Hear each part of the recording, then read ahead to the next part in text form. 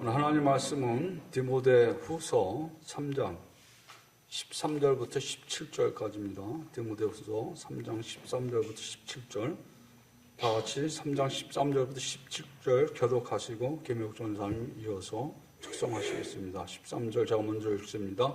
악한 사람들과 속이는 자들은 더욱 악하여져서 속이기도 하고 섞기도 하나니 그러나 너는 배우고 확신하게 되거라.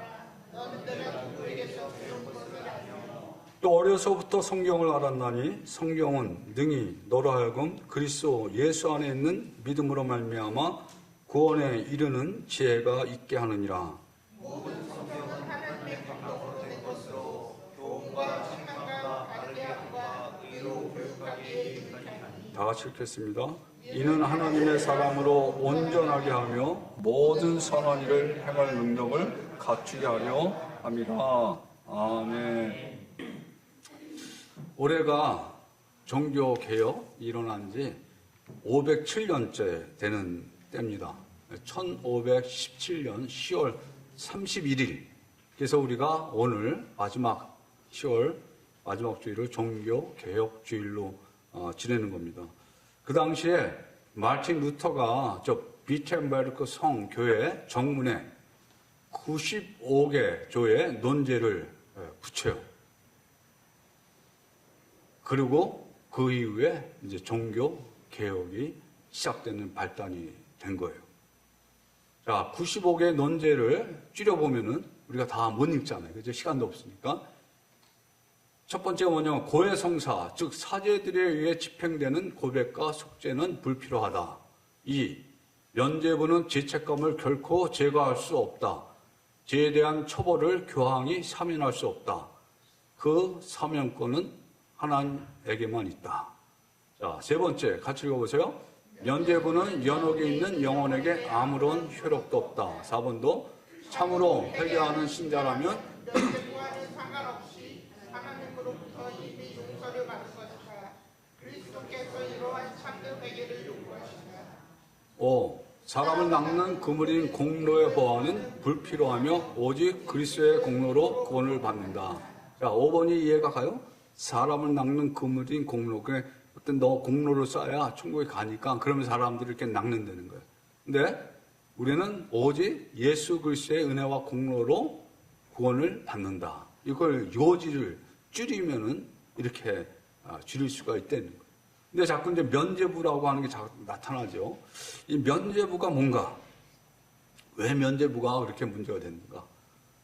돈을 내면 제가 사해진다 하는 게 이게 면죄부예요. 그 당시에 로마에 이제 성 베드로 성당이 있는데 그 보수하는데 돈이 많이 들어갔대요. 그러니까 그 돈을 충당하기 위해서 그 당시 교황이었던 레오 10세가 이 면죄부를 만드는 거예요. 그래서 이 면죄부를 구입하면은 고해 송사가 완료되고 구원에 이를 수 있다고 주장한 거예요. 그래서 사람들이 사겠어요, 안 사겠어요?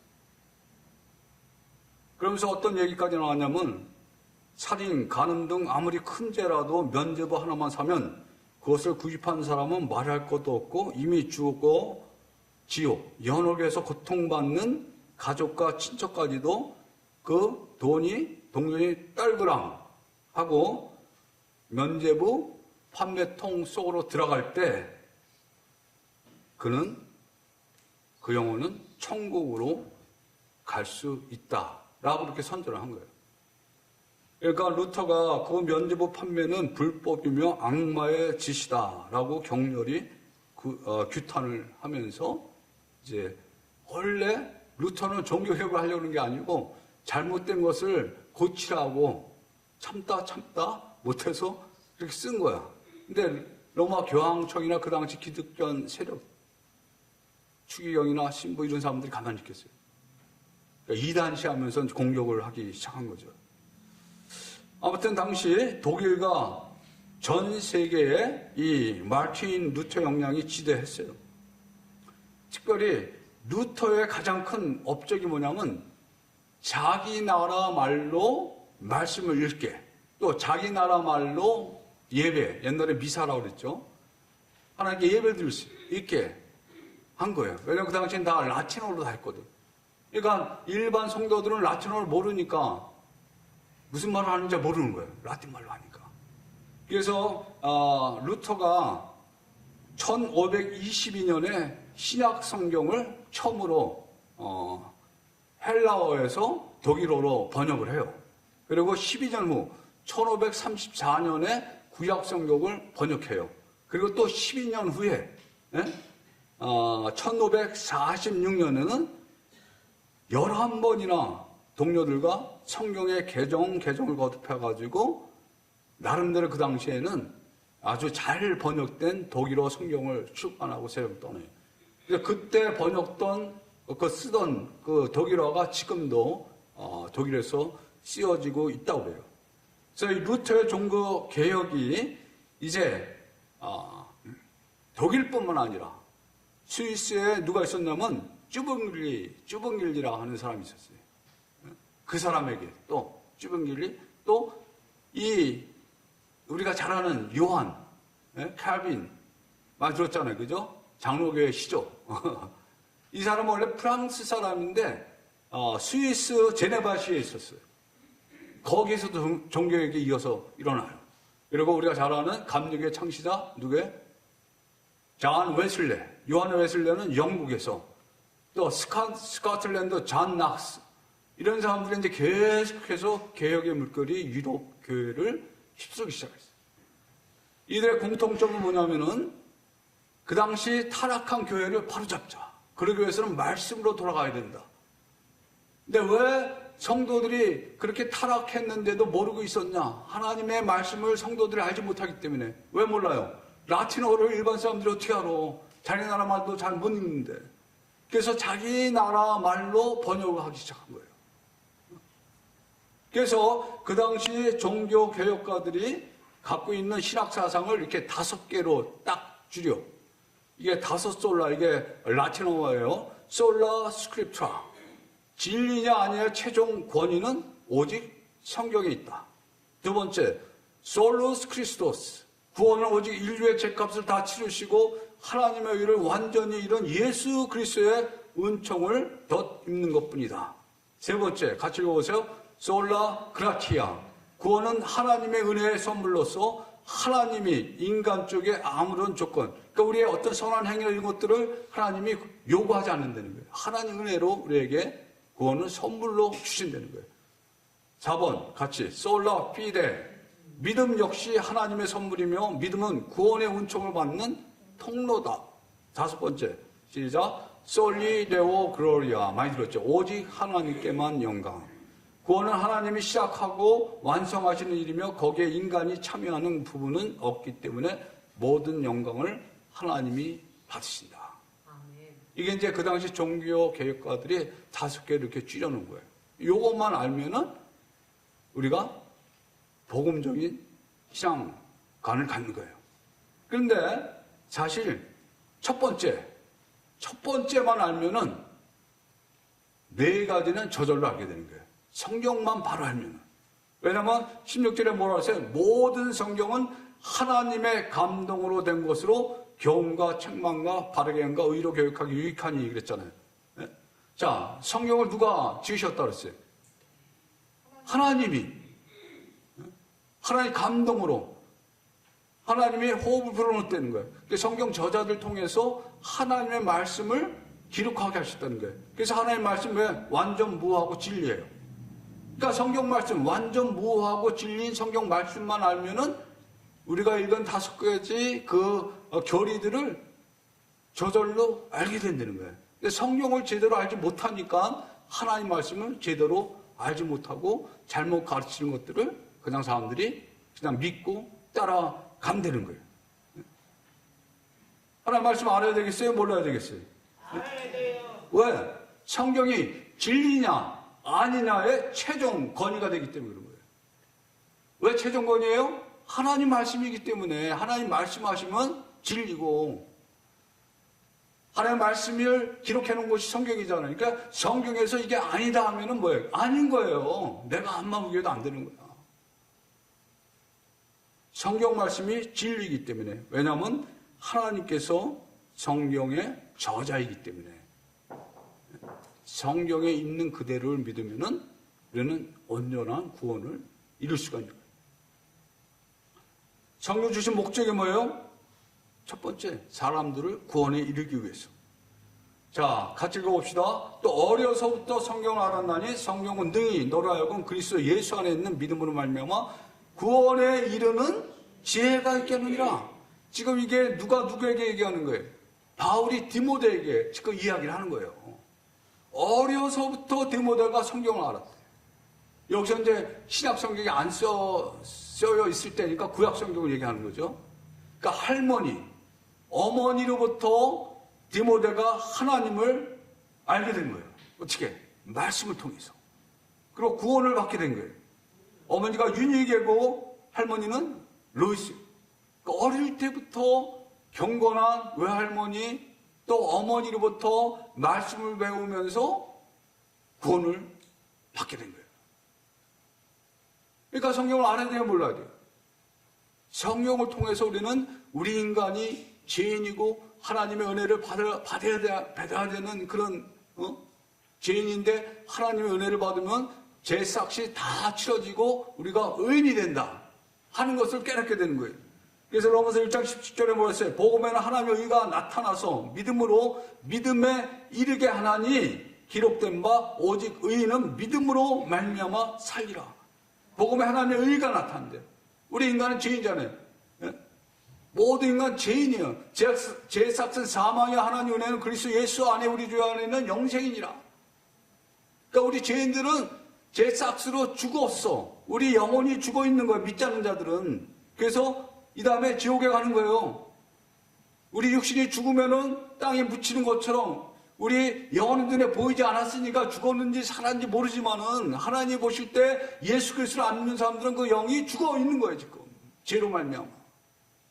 근데 예수님이 나의 죄를 위해서 십자가에 죽으시고 부활하신 것을 믿으면, 나의 구세주로 믿으면은 내 죄가 다 용서함을 받고 내가 의인이 된다는 거예요. 의인. 의가 뭐예요? 죄가 없다는 거예요.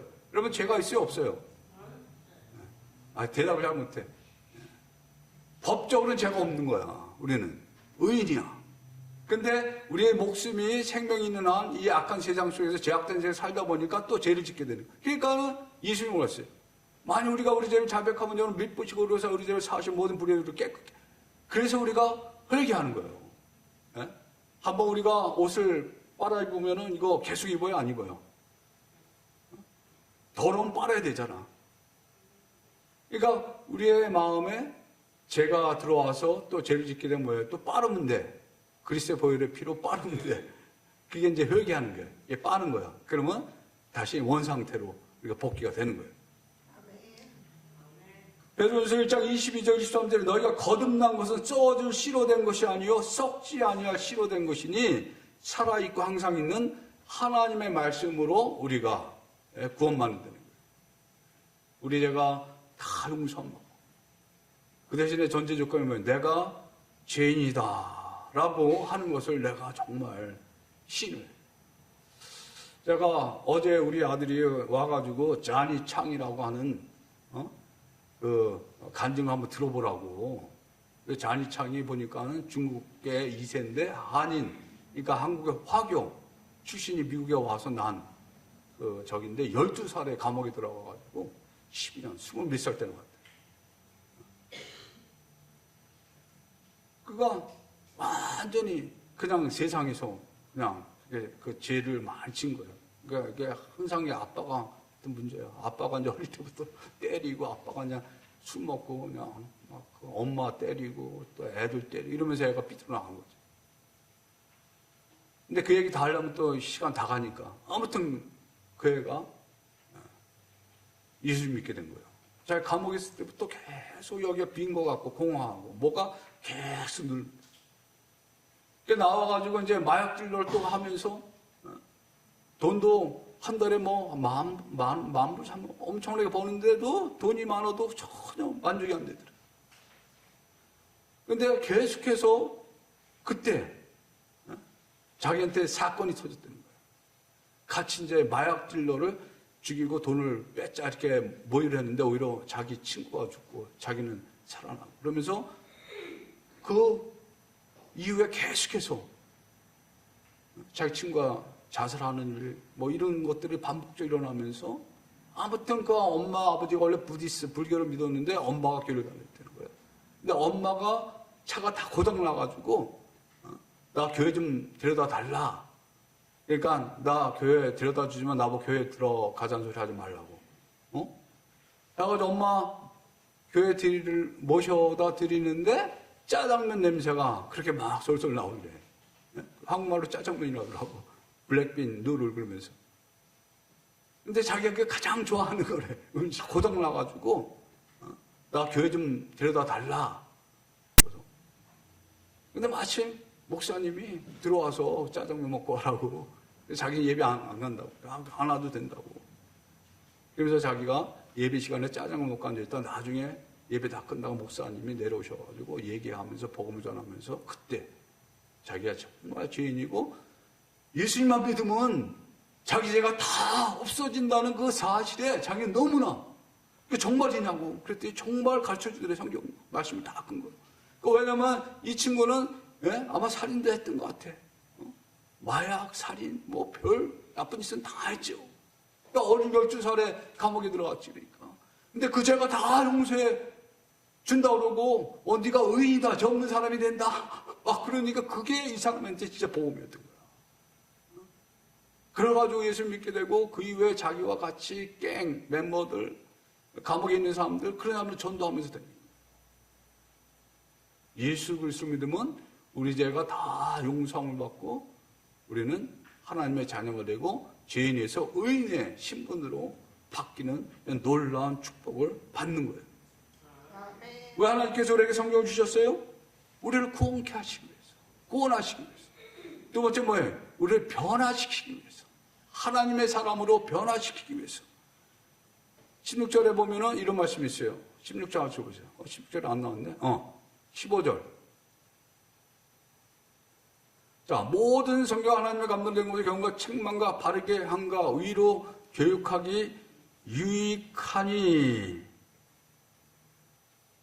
그리고 17절에 이는 하나님의 사람으로 온전하게 하며 모든 선한 일을 행할 능력을 갖추게 하려 함이라. 여기 보세요.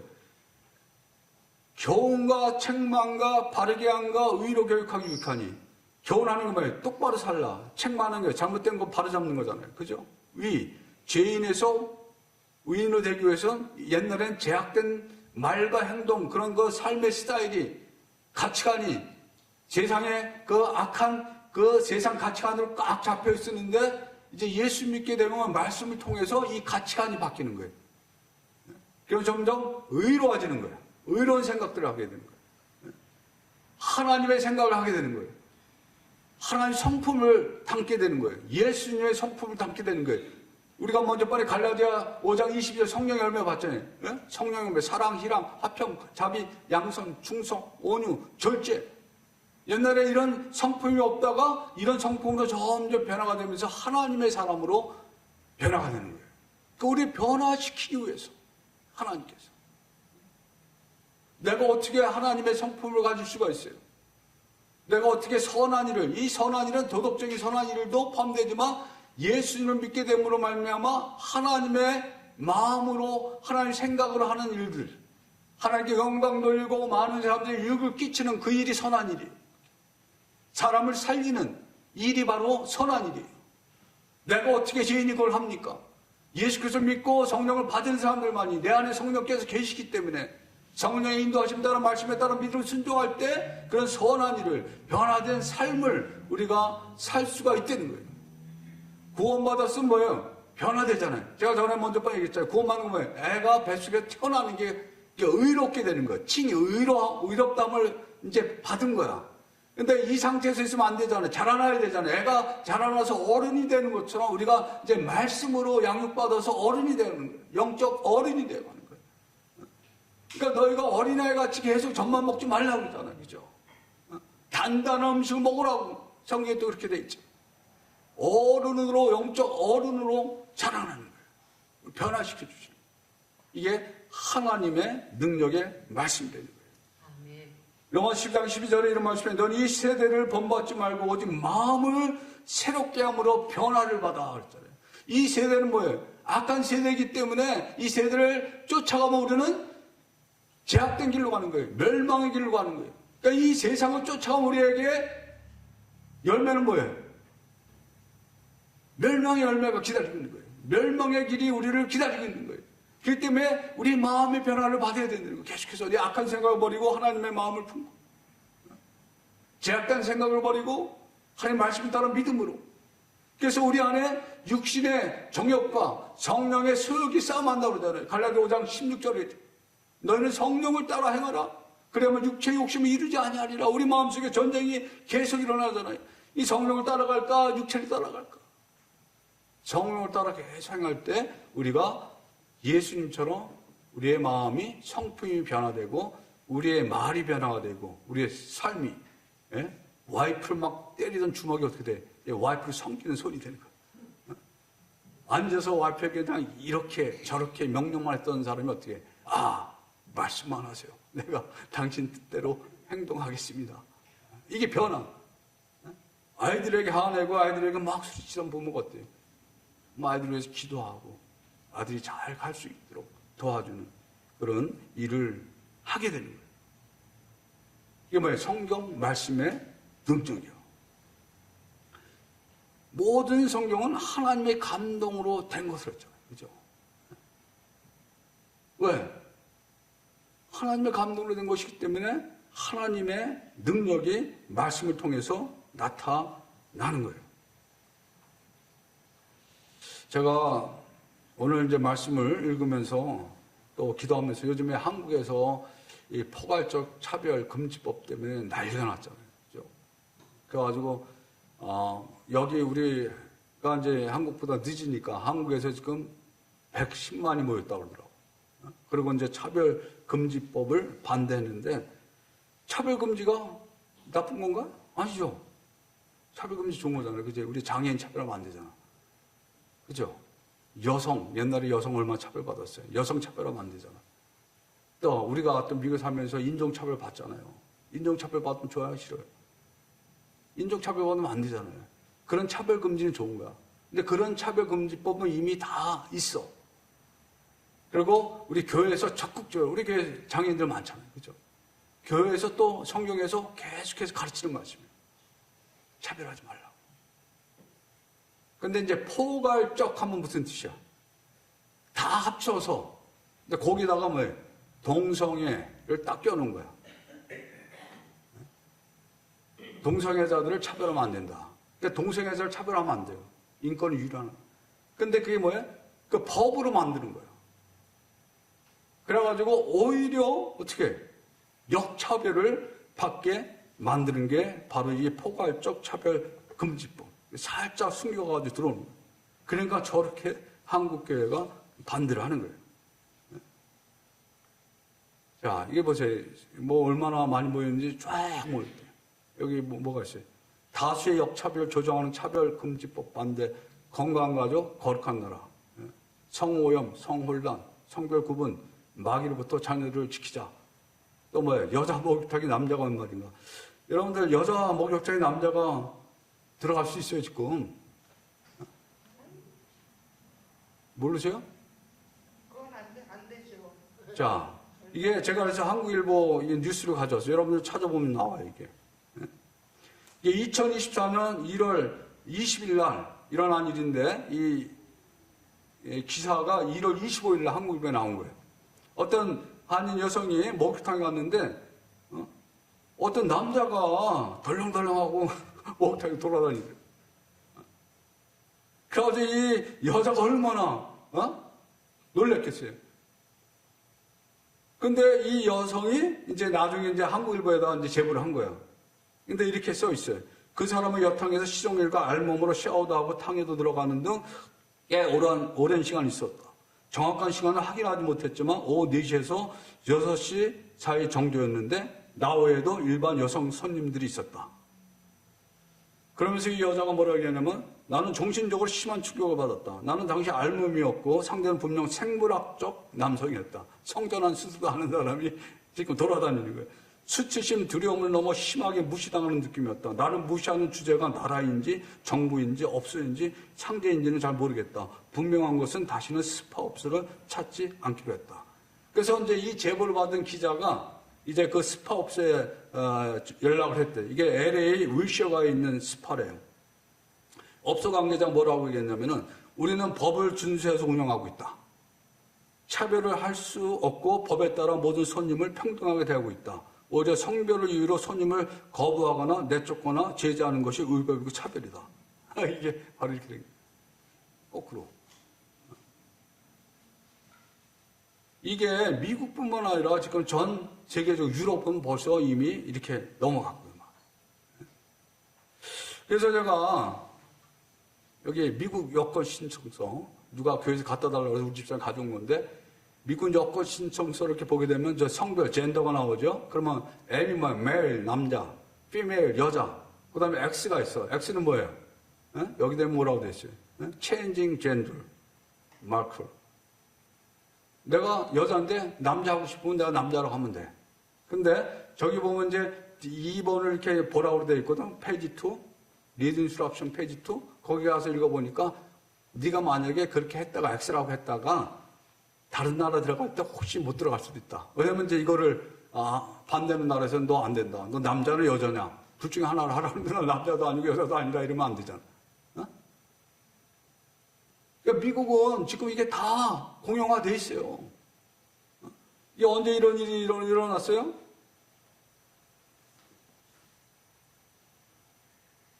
(2003년도에) 매사추세츠에서 처음으로 동성결혼 제도가 인정이 됐어요.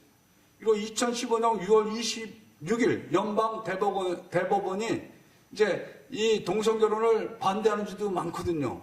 그런데 이거를 다 합법화 시켜버린 거예요. 미국 전체로. 그러니까 이제 미국에서 이런 일이 지금 벌어지는 거예요. 미국 성인의 한 5.6%, 6%가 안 되는 사람들이 성소수자인데, 이 사람들을 예를 들어가지고, 이런 식으로 했다가는 목욕탕에 왔는데, 나가라 그러면 우리가 법을 어기게 되는 거예요. 그러니까 이 법이 뭐예요?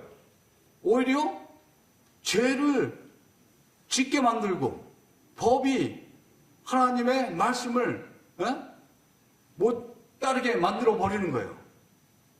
그러니까 이런 시대 가운데 우리가 사는 거예요, 지금. 우리가 잘 아는 미국 감리교회가 2024년 5월에 동성애자 목사 안수와 동성 결혼을 정식 인정. 그래가지고 이제 시카고에서 난리가 났잖아요. 시카고 가장 큰 게 오래된 교회가 갈라졌잖아요, 그것 때문에. LA 어떤 교회는 설교하다가 그 감리가 와서 끌어내리는 걸 파면장을 가져와가지고. 영국에서 요즘에는 포용적인 언어 가이드를 발표해가지고 영국 감리교에서 남편이나 아내 같은 성별에 대한 용어를 사용하지 말라고 그랬대. 대신 부모, 파트너, 자녀, 보호자, 딸, 아들 이런 것도. 네덜란드는 1994년에 차별금지법이 통과됐는데 지금 네덜란드에서는 기독교 학교에서도 이거를 못하게 한다. 이런 식으로. 그래가지고 오히려 기독교 학교인데도 이 성소수자에 대한 교육을 안 받으면은 인정이 안 된다는 거예요. 핀란드 경우는 성전환을 수시로 신청하는 게 문제가 돼가지고 이걸 수술받는 횟수를 제한시켰대. 이게 국민들 세금 가지고 이렇게 하는 거예요. 우리가 이런 시대 가운데 지금 살고 있어요. 시간이 없으니까 뭐 다 얘기를 못 하겠는데. 왜 개별적 차별금지법인데도 불구하고 왜 이거를 만들려고 합니까? 동성결혼을 합법화시키기 위해서 그러는 거예요. 앞으로 이렇게 간다는 거예요. 그러면 이게 정말 진리인지 아닌지를 어떻게 알아야 돼요? 성경을 근거로 봐야 되죠. 우리는 성경을. 자, 한번 같이 보세요. 누구든지 여인과 결합하든 남자와 결합하면 둘 다 가증한 일을 행함인즉 반드시 죽일지니 그 피가 자기에게로 돌아가리라. 레이기, 구약 말씀인데, 그러면 신약은 음란한 자나 우상숭배인데 가늠하는 탐색하는 자나 남색하는 자나 동성연애 얘기하죠. 하나님 나라를 위협으로 받지 못하리라. 로마서 1장 26, 27절에도 그렇게 돼 있어요. 예? 여자들끼리 수의를 벌이고 영리로, 또 남자들은 또 여자들하고 결혼을 해야 되는데 남자들끼리 이런 부끄러운 행위를 한다는 거예요. 근데 하나님이 그냥 내버려뒀다. 하나님도 이제 너무나 안 되니까 한번 해봐라. 유기하는 거예요. 그리고 무서운 재앙이 뭐예요? 우리의 죄로 인해서 이 땅 가운데 지금 하는 거예요. 여러 가지 에이즈 환자들 통계 내보면 이 동성애자들에서 다 나오더라고요.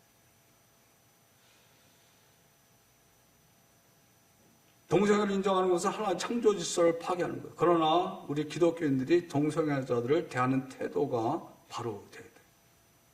왜냐하면 사실 왜 이 인권법을 만들게 됐는지 그 이유를 알아야 돼요. 1998년에 어떤 대학생이 맞아서 죽은 일이 일었었어요. 왜냐하면 동성애자라고 하는 이유였었어요. 그래서 2009년에 오바마 대통령이 연방 중호 범죄에 이 동성애 또 성적 지향을 포함시킨 거예요. 그러니까 우리는 인권은 보호해야 돼요. 왜? 사람이니까. 그렇지만 죄는 죄라고 얘기를 해줘야 되는 거예요. 예수님께서 가늠하다 잡혀온 여자를 어떻게 하셨어요? 네? 예수님께서 뭐라고 계셨어요? 나도 너를 정죄하지 아니하노니 가서 다시는 죄를 범하지 말라. 정죄하지 않아. 근데 우리 인간은 좀 다르다 싶으면 어느 때 막 정죄하는 거예요. 컨뎀하는 거예요. 너는 지옥의 자식이다. 너는 죽어야 마땅하다. 뭐 이런 식으로. 그리고 막 혐오하고 막 때리고. 이거는 이제 안 믿는 사람들이 이렇게 할 수 있지만 우리 믿는 성도들은 그렇게 하면 안 되는 거예요. 오히려 그들을 불쌍히 여기고 한 형제로 받아줘. 한 자매로 받아주세요. 그들의 자신들의 그 행위가, 삶의 그 행위가 잘못된 것을 알도록 인도하시고. 그러기 위해서는 뭐예요? 기도와 또 우리의 인내와. 우리 딸이 어제 얘기하다가 내가 앉아 있는 얘기를 했더니 자기 친구도 중학교 때부터 같이 알던 친구 때 동성애를 한다는 거야. 주위에 그런 사람이 많은 거예요. 우리 아들은 또 그 미국 목사님의 딸이 결혼까지 다 했는데 나중에 가정을 버리고 자기 남자라고 이렇게 바꿨다는 거예요. 이런 일들이 우리 주위에서. 왜? 이게 합법화가 되니까 사람들이 점점 더 그렇게 나오는 거예요. 어떤 사람은 그게 죄가 아니라고 죄지요. 예를 들어서 우리 남자들이 아내가 있는데 다른 여자들에 향한 그 음욕이 불짓해가지고 내가 그 여자를 범했어. 그러고 나서 이게 죄가 아니다. 왜냐면 내 마음속에서 막 그게 일어났기 때문에 내 취향이다. 이거는 죄 아니에요. 죄죠. 그렇기 때문에 우리는 분명히 죄에 대한 입장을 분명히 해야 되고, 그렇지만은 그들을 불쌍히 여기고 한 형제로 자매로 그들을 받아주면서 기도하면서 그 죄를 벗어나게 해줍니다. 그리고 많은 교회에서 그런 간증들이, 유튜브 들어가 보세요. 동성애자 있다가 변화된 사람들의 간증들이 많이 있어요. 오직 교회만이 그 일을 할 수 있는 거예요. 세상은 하지 못해요. 오직 교회만이 사람들을 변화할 수 있어요.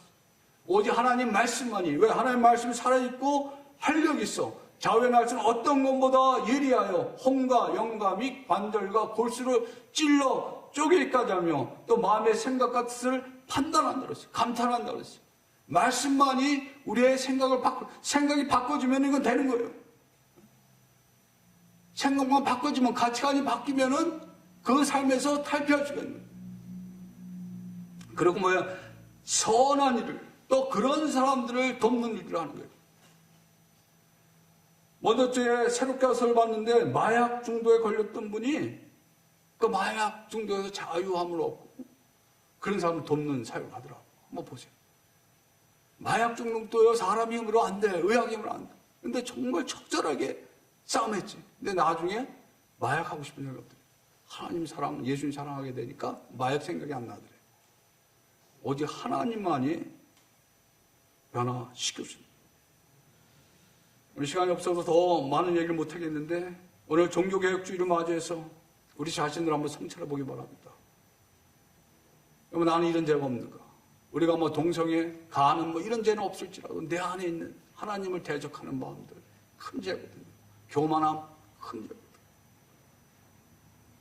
하나님 말씀대로 살지 않는 거 큰 죄거든요.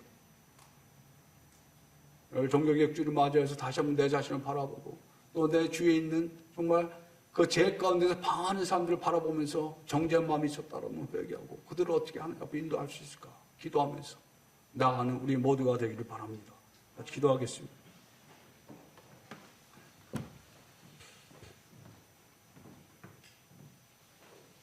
하나님, 지금 우리 사회가 혼돈 가운데 있습니다. 정치적으로 또 경제적으로 특별히 도덕적으로 특별히 미국뿐만 아니라 유럽 더 나가서 이제 한국에서도 아니 동성 결혼 문제로 인해서 정체성 문제로 인해서 우리 아이들이 학교에서 교육을 받으면서 내가 남자인지 여자인지 하나님 알지 못하고 방황하는 그런 시대 가운데 우리가 살고 있습니다. 아니 우리를 불쌍히 여겨주시고 우리 자신들이 다시 주님 앞에 나와서 회개하게 도와주시고 우리 자녀들을 이 시대 가운데 어떻게 기를 수 있겠습니까? 오직 하나님 말씀으로 마치 외할머니 또 어머니 아버지 로이스가 아버지 했던 것처럼 하나님 우리 아이들을 우리 또 자녀 손들을 하나님 말씀으로 양육하여서 자신들이 지킬 뿐만 아니라 이 세상을 변화시키는 또 죄악 가운데 방황하는 그들의 친구들을 하나님 앞으로 인도하는 구원의 통로로서 쓰임받을 수 있도록 우리 자녀들 가운데 축복하여 주시옵소서. 감사드렸고 예수님의 이름으로 기도합나이다. 아멘.